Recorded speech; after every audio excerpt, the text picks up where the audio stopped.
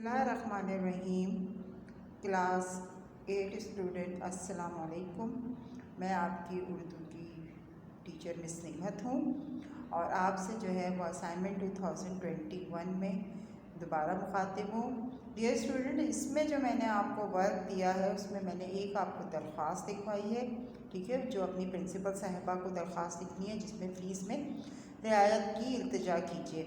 ठीक है, पहले मैं आपको ये बता दूँ कि दरख्वास्त जो है वो हम उसको कहते हैं जो एक तालिब इल्म अपने तालीमी इदारे को या सरकारी मुलाजिम या कोई आम शहरी जो है किसी अफसर के पास भेजता है अपने किसी काम के लिए, उसको दरख्वास्त कहा जाता है। ठीक है, अच्छा, दरख्वास्त जो है उसको जब हम दरख्वास्त भेजते हैं तो सबसे पहले हम ऊपर जो है, जैसे हमने यहाँ पर लिखा हुआ है बाखिदमत जनाब प्रिंसिपल साहिबा, तो सबसे पहले ऊपर हम बीच में जो है उसका ओहदा और पता लिखते हैं। ठीक है, जैसे जो हम प्रिंसिपल को लिख रहे हैं, अगर हम किसी मेयर को लिखते हैं या नाज़िम को लिख रहे हैं या किसी सुप्रीडेंट को लिख रहे हैं, किसी को भी लिख रहे हैं, हम उसका ओहदा लिखते हैं और फिर जहाँ पर वो मौजूद है उसकी जगह का नाम लिखते हैं। ठीक है, फिर दूसरी सतर में हम जनाब आली लिखते हैं। देखें यहाँ मैंने आपको जनाब आली लिखा हुआ है, वो हम मुखातिब करने के लिए जो है वो जनाब आली या जनाब वाला लिखते हैं। ठीक है, जनाब आली हम यूँ लिखते हैं क्योंकि हमें औरत और मर्द दोनों में जनाब आली का इस्तेमाल हो जाता है। ठीक है, फिर तीसरी सतर में हम गुजारिश, इल्तमास,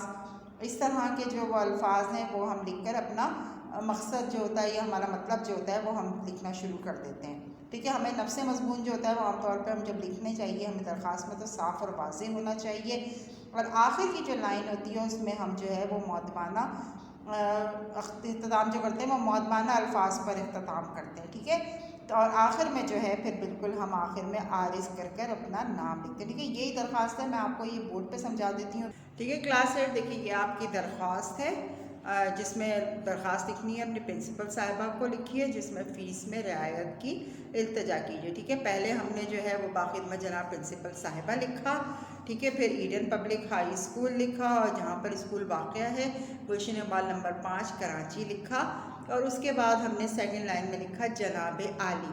नीचे हमने लिखा नहायत अदब के साथ गुजारिश है कि मेरे वालिदैन बहुत गरीब हैं, आमदनी बहुत कम और अखराजात ज़्यादा है, इसलिए मैं गुर्बत की वजह से तालीम जारी नहीं रख सकता, जबकि मैं हमेशा अपनी जमात में अव्वल आता हूँ और स्कूल की तमाम तक़रीबात में भरपूर हिस्सा लेता रहा हूँ।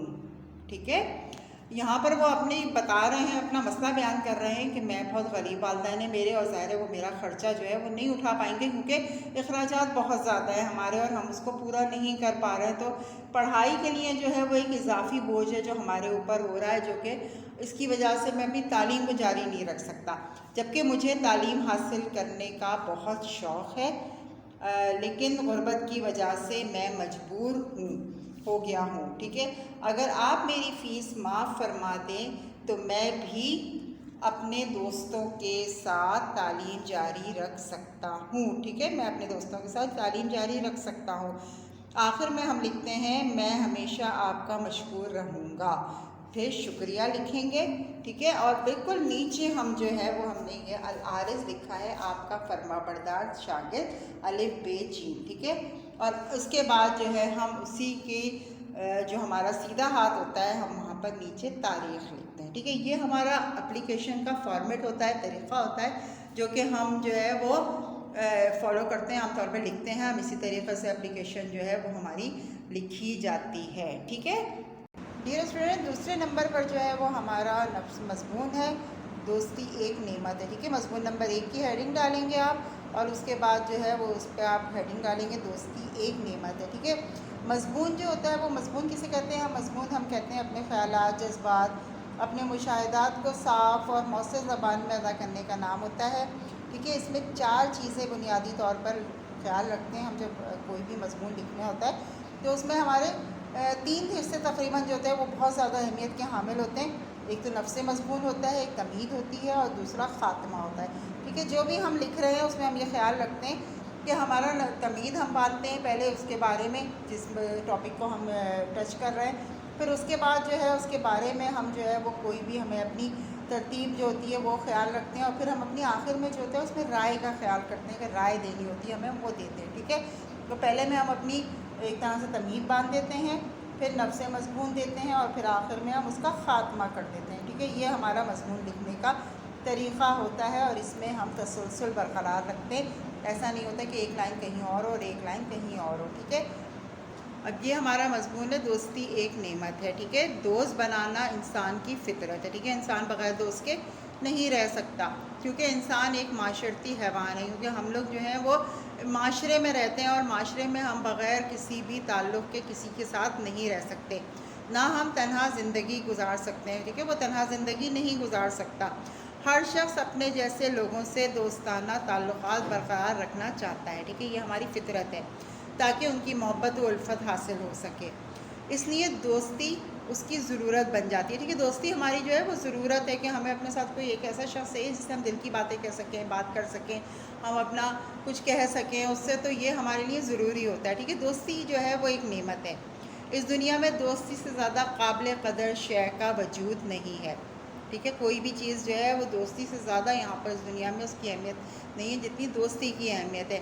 انسان کے لیے تنہائی کا رنج جان لیوا ہوتا ہے۔ جو لوگ تنہا رہتے ہیں آپ ان سے پوچھئے کہ کتنا مشکل ہوتا ہے تنہا رہنا، کہ نہ کوئی ان سے بات کرنے والا ہوتا ہے، نہ ان کی سننے والا ہوتا ہے، اکیلے گھر میں رہ رہے ہیں، اکیلی جگہ پہ رہ رہے ہیں، بھائی بھائی کر رہا ہے، کوئی بات کرنے والا نہیں، تو ان سے پوچھئے تنہائی کیا چیز ہے، ٹھیک ہے۔